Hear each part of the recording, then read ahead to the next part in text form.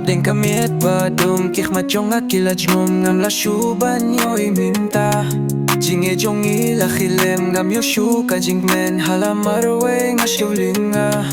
Daptang jing mo jing pir khat jo mat na kikmat tang shiteng por pila Ngukumban sa kilon yang apila shet lapon jing pang jong apim tip satia ngala the api jingit kir hai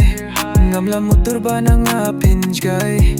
hala marwe dap tang jing lingo ngam poi pir khat yang apin ino om yo jing shai dap tang ka jing dum pila kinyet yang ana clear ulum jinge jong ikala khilem mano yang amin taban skulem Habding kamiet badum kik machong akila jingum ngam la shuban yoy minta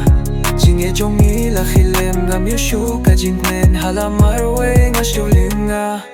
Daptang jing mo jing pir khat jo mat na kikmat tang shiteng por pila Ngukumban sa kilon yang apila shet lapon jing pang jong apim tip satia Piyong piniminta pila ja Tang jing kin mau ha donut kinsa Ngayay ha surok klem api Jingin jong adap tang jing ngusi Yang abawan rajing syai de mapi Hinre minta dap tang jing duman kasngi Daka white banet pila tarya kasni Pila pimpait donut ngam la shuban ki Habding kamiet badum kik machong akila jugum ngam la shuban yoy minta Jinge jongi la khilem ngam yoshu ka jingmen hala marwe ngas julinga